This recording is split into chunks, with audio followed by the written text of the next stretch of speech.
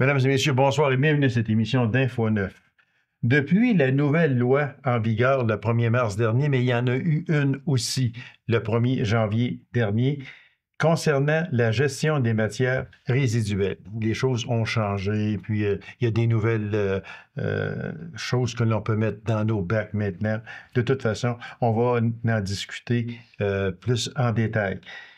Si on se demande également quel rôle va jouer la MRC dans tous ces deux lois-là, ces deux dossiers-là. Alors, j'en discute avec mon invitée, Mme Jacinthe Châteauvert. Madame Châteauvert, bonsoir. Bonsoir. Les choses changent. Puis, c'est tant mieux également. Mais on va parler de gestion des matières résiduelles. Bon, si on regarde ça, il y a eu une nouvelle loi le 1er janvier dernier, ouais. Et il y en a eu une également en vigueur le 1er mars. Moi, si je vous demandais, qu'est-ce que ces deux lois-là? OK. Bien, depuis le 1er janvier 2025, il y a beaucoup de plus de choses qu'on peut mettre dans notre bac bleu.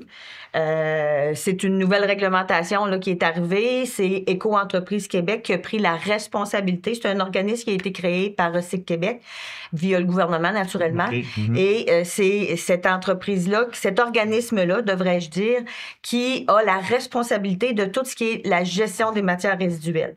Ça explique aussi un peu, je ne sais pas si c'est le cas à Macamic, mais un peu partout en Abitibi-Ouest, que la collecte des déchets ou des matières recyclables ça a été un petit peu modifié. Parce que maintenant, c'est toute Éco-entreprise Québec qui fait ça. Ça, c'est depuis le 1er janvier 2025. Okay. Et comme vous disiez en départ, depuis le 1er mars 2025, il y a des nouveaux contenants qui sont consignés. Donc, on peut les vendre là, dans les épiceries, les dépanneurs, etc., dépendamment dans quel secteur on se situe ou à quelle épicerie on va. Ça, c'est tout nouveau. C'est nouveau depuis 1er janvier et 1er mars 2025. Moi, si je vous demandais, parce que vous avez une fonction spéciale devant ces deux lois-là, quelles sont vos nouvelles fonctions dans ça? Bien, dans le fond, le groupe Recyclo Nord, on a fait une offre de service de formation à la MRC d'Abitibi-Ouest pour donner justement des formations là, sur l'ensemble du territoire d'Abitibi-Ouest pour dire aux gens qu'est-ce que tu peux mettre maintenant dans ton bac bleu. Et on traite aussi dans cette même formation-là, cette même conférence-là, des nouveaux contenants qui sont consignés là, depuis le 1er mars 2025. Mais est-ce que on va parler pour l'Abitibi-Ouest, nous autres, vraiment, là, ce qui est nouveau, ce que l'on peut mettre dans nos bacs, c'est vraiment en vigueur au moment où l'on se parle. Oui, c'est en vigueur au moment où on se parle. Puis l'avantage, c'est que maintenant, partout au Québec, on met la même chose dans nos bacs bleus. Tu sais, avant ça, il y avait des différences, des restrictions, etc. D'une MRC à l'autre, dépendamment dans quel centre de tri on allait. Maintenant, partout au Québec, c'est la même consigne. Donc, ça facilite le geste là, c'est aussi le but de faciliter le geste pour les citoyens. On parle, vous allez offrir des formations sur la bonne gestion des matières résiduelles selon la nouvelle façon de faire pour la récupération et les nouveaux contenants consignés. Il y a des cours qui existent. Et puis, qu'est-ce que l'on fait? Est-ce que les municipalités sont invitées à avoir tous ces cours-là? Bien, justement, la MRC d'Abitibi-Ouest, dans le cadre de son de plan de gestion des matières résiduelles 2023-2030, ils ont une mesure, la mesure 3.2, si je voulais aller voir le plan de gestion, qui doit donner des formations, information, sensibilisation, éducation. Fait que c'est dans ce cadre-là que nous, on offre cette formation-là, qu'on va donner, là, que j'ai commencé à donner, et j'ai déjà plusieurs demandes là, qui ont été faites. Fait que c'est, dans le fond, les municipalités, des organisations, les écoles, plein d'organisations ont juste à communiquer avec la MRC d'Abitibi-Ouest. Et pour l'instant, c'est la MRC d'Abitibi-Ouest qui défraie les coûts de cette formation-là. Et puis, c'est moi, à ce moment-là, qui donne la formation là, à l'intérieur de l'Abitibi-Ouest. C'est donc dire, Mme Châteauvert, surtout que Ce qui a changé principalement, ce n'est plus les municipalités via... c'est la MRC qui s'occupe de ce dossier-là maintenant et non plus les municipalités avaient un certain droit de regard, je crois, mais maintenant, ce n'est plus les municipalités. Non, c'est ça. Éco-entreprise Québec voulait faire affaire avec une seule organisation. Oui, oui. Et ici, en Abitibi-Ouest, la MRC a récupéré l'ensemble, autant pour la cueillette que pour la sensibilisation, la cueillette des bacs verts et des bacs bleus. Maintenant, c'est toute la MRC qui est responsable de ça. Et maintenant, sur l'ensemble du territoire, c'est le même contracteur là, qu'on a un peu partout sur le territoire d'Abitibi-Ouest. Sur le territoire d'Abitibi-Ouest. Ouais, j'ai lu sur ça, Mme Châteauvert, puis où j'ai fait un petit clin d'œil, comme on dit, c'est le droit de visiter ou examiner toute propriété. Ça, c'est pas mon rôle. Okay, bon, la MRC d'Abitibi-Ouest ont engagé une inspectrice et cette personne-là est mandatée par la MRC. Elle va pouvoir aller dans les cours des citoyens, vérifier ce qu'il y a dans ton bac bleu, ce qu'il y a dans ton bac vert, pour s'assurer que la qualité de ce qu'il y a dans le bac bleu soit là, qu'il n'y ait pas des choses qui devraient aller dans le bac bleu puis qui sont mis dans le bac vert et vice-versa. Fait qu'elle, elle a cette autorité-là. C'est son rôle à elle. Ça, c'est une inspectrice puis qui va faire le tour des municipalités. Elle peut arriver n'importe quand. Oui, c'est ça, exactement. Ouais. C'est à l'improviste. Oui, je dirais. Je pense pas qu'elle s'invite parce que ce serait compliqué un peu pour elle. On fait le ménage du bac, là, elle s'en communiquer avec les citoyens pour dire, je vais passer, mais elle veut, là, moi, je le sais pas parce que c'est pas le rôle de Recycler au Nord, mais, tu sais, elle va peut-être décider de visiter une municipalité pendant une semaine ou dépendamment, juste avant la cueillette ou un peu avant que la cueillette se passe. Je ne sais pas si ça vous concerne directement, mais je vous pose la question quand même. Est-ce que, selon vous, les gens ne sont pas encore sensibilisés, je dirais, là, à 100% là, concernant les bacs? Dans le sens que, est-ce qu'on met un peu n'importe quoi encore dans les bacs? Ça vous fait un petit sourire? Oui, je fais un petit sourire parce que c'est pas pour rien là, qu'on va offrir de la formation parce que justement, il y a encore beaucoup de sensibilisation et d'éducation à faire. Surtout qu'il y a des nouvelles règles. Là. Fait que, tu sais, le but, c'est vraiment d'informer les gens. Et puis, le but, c'est aussi de sortir de l'enfouissement tout ce qu'on peut qui va pouvoir être recyclé par la suite. Exactement. Fait que, effectivement, il y a encore beaucoup d'éducation à faire. Puis, à la limite, je vous dirais qu'il y a encore des gens, peut-être, qui récupèrent pas du tout, là. Fait que ça aussi, ça peut... ça a un rôle, le fait qu'on donne des formations. Parce que si, mettons, l'inspectrice passe à une maison et puis qu'il n'y a jamais de bac bleu puis que tout se retrouve dans le bac vert... ça pose un problème. Là, c'est là que l'inspectrice va intervenir, puis c'est le rôle avec les règles ils lui ont données là, au niveau de la MRC. Ça veut dire que, parce que j'ai vu, malheureusement, c'est arrivé à quelques occasions et j'en suis persuadé que je ne suis pas le seul à avoir constaté cet état de choses-là, mais j'ai vu encore il n'y a pas tellement longtemps où un citoyen s'était trompé de bac. Il avait mis le bac de déchets au lieu du bac de récupération. Et le camion l'a ramassé pareil. Ça, les deux bras me sont tombés. En principe, si c'est la journée de la collecte du bac vert et que le citoyen a mis son bac bleu sur le bord du chemin, en principe, le camion ne devrait pas le ramasser. C'est sûr. Parce que si il ramasse un bac vert, puis dans son camion, c'est tous des contenus de recyclage, de bac bleu qu'il y a dedans, ben il vient de contaminer l'ensemble de son voyage avec le ramassage de son bac vert. Fait que quand on constate des choses comme ça, je pense que c'est le contractant là, qui est responsable de ça. Il y a de la sensibilisation à faire auprès de lui, puis que lui aura de la sensibilisation à faire auprès de ses conducteurs là, de camions. Donc, si on résume le tout, il y a des ateliers qui se donnent au moment où l'on se parle il faut en faire la demande. Effectivement, la MRC, elle a envoyé une missive là, à l'ensemble des municipalités d'Abitibi-Ouest. Ça, je suis au courant, parce qu'il y en a beaucoup qui m'ont rejoint. Fait que, oui, c'est quelque chose qui est offert, puis je répète que c'est la MRC qui couvre ces frais-là. Donc, pour une municipalité, ça ne lui coûte rien.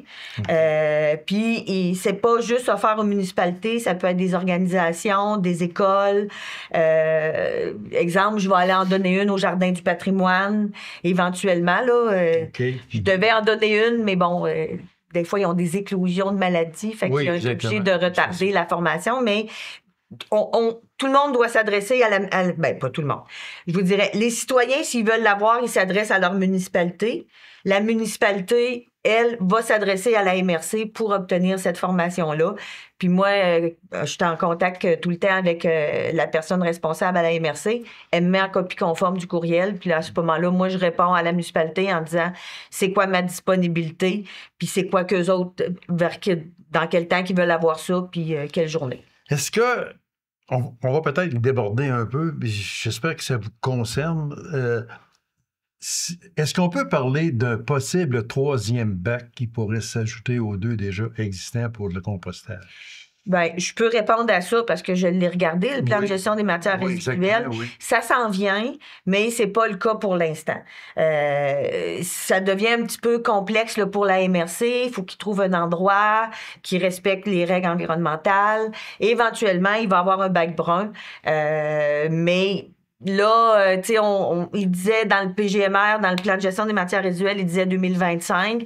Là, ça va probablement être retardé en 2026 pour toutes sortes de raisons. Tu sais, on s'entend que si tu as eu une soumission qui date de, je sais pas moi, 2023, aujourd'hui, en 2025, c'est plus le même frais. C'est plus pareil. C'est plus le même coût. Fait que c'est un peu pour ça que c'est retardé. Puis, il y a aussi l'endroit où est-ce qu'ils vont faire le compostage industriel. Ben, il faut que ça respecte certaines règles environnementales. Et là, ça devient... ben, c'est quand même la responsabilité de la MRC d'Abitibi-Ouest. Fait que, Mme Châteauvert, si on résume le tout, c'est que tout ça est en fonction le 1er mars et également qui était en fonction depuis le 1er janvier. C'est tout nouveau. Et puis, on s'informe à la MRC si on veut de plus en plus de renseignements. Bien, j'encourage, moi, les citoyens de communiquer avec leur municipalité. Pour commencer. Parce qu'ils peuvent dire à la municipalité, ben moi, je suis intéressée à l'avoir, la formation, parce que je veux savoir c'est quoi les nouvelles règles. Ensuite, la MRC, la municipalité, elle, va communiquer avec la MRC. Puis, pour les écoles, les autres organisations, eux autres communiquent directement avec la MRC. Et puis, c'est la MRC qui va déterminer si ça rentre dans le critère de ceux qui sont couverts par les frais de la MRC ou pas. Madame Châteauvert, merci infiniment. C'est clair, c'est précis, puis en espérant que les gens vont s'informer et s'y formuler également, parce que c'est un gros pas de plus, puis en espérant que la population va vraiment embarquer dans ce nouveau projet. Oui, merci. C'est moi qui vous remercie. Alors, mesdames et messieurs, courte pause, on vous revient immédiatement après. Restez avec nous.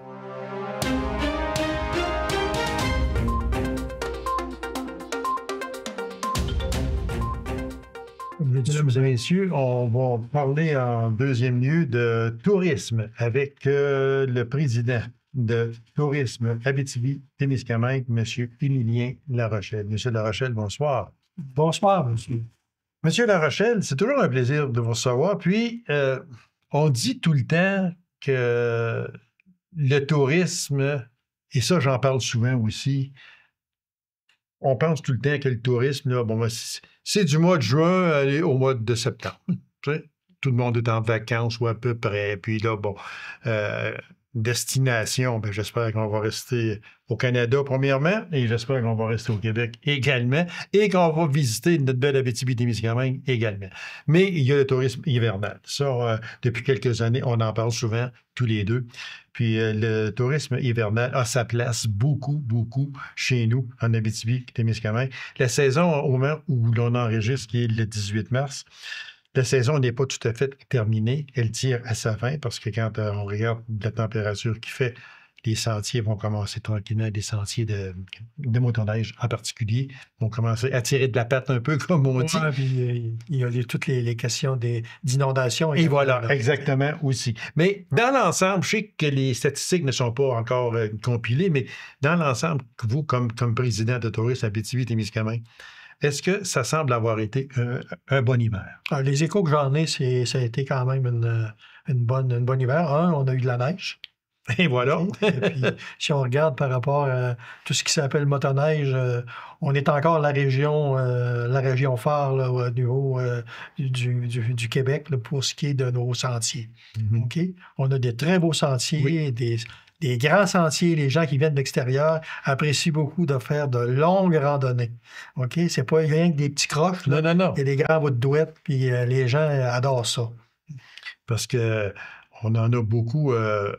Je sais que quand on regarde durant l'hiver sur janvier et février, qui sont les gros mois là, qu'on peut dire de l'année, si on parle de motoneige en particulier, le Nord ontarien participe beaucoup au Québec. Ah oui, Chez puis je vous dirais que depuis la dernière année, on a mis beaucoup d'accent sur nos amis ontariens, nos voisins ontariens. OK? Pourquoi? Parce que si on regarde le nord-est ontarien puis le nord-ouest québécois, là, c'est deux régions qui sont en parallèle. Là, qui se ressemblent. Avec beaucoup d'affinités. Oui, exactement, c'est ça. Fait que l'emphase a été mise et ça a porté fruit. Oui. Ça commence à porter fruit parce qu'avant ça, on mettait plus l'accent sur l'ensemble des régions du Québec, mais vous savez, la 117, traverser la 117, c'est encore une épreuve.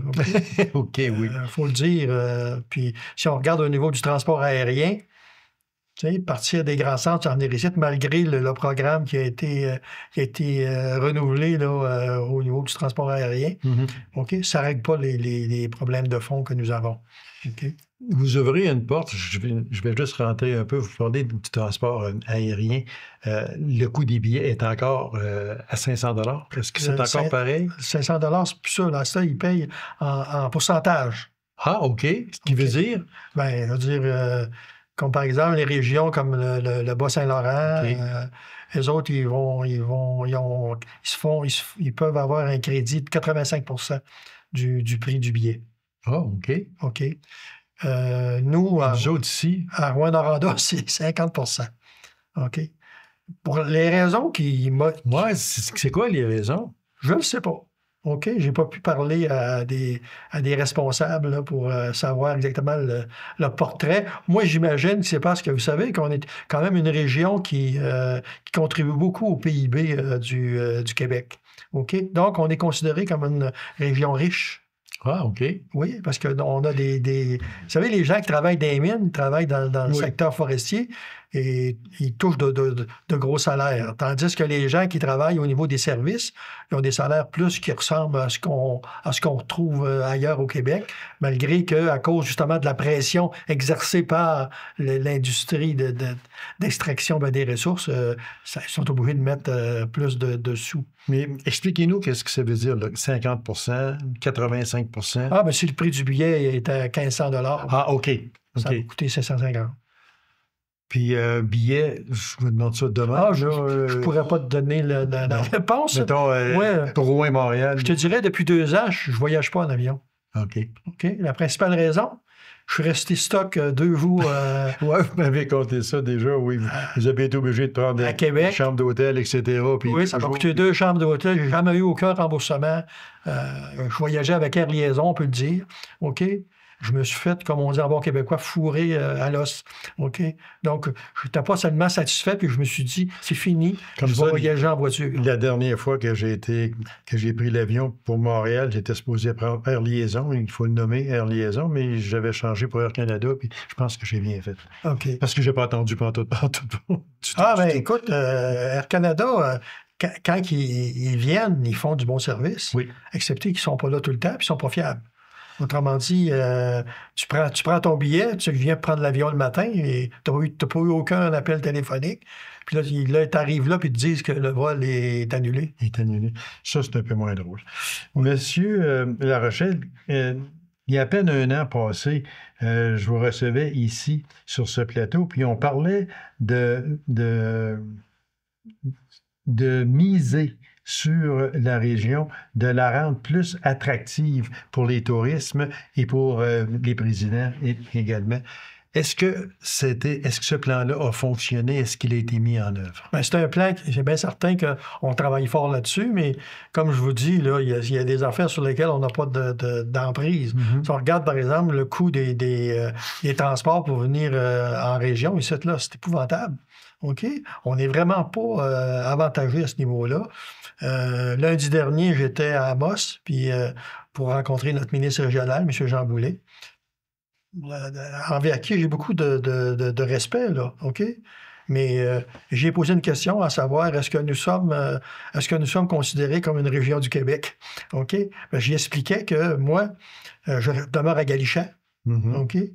Pour moi, c'est plus facile d'aller à Toronto, puis c'est plus sécuritaire que de voyager par la 117. OK? OK. Et je vous approuve. c'est du vécu que je vous parle. Oui. Okay? Je n'ai pas entendu dire ça, là. Je l'ai expérimenté. OK?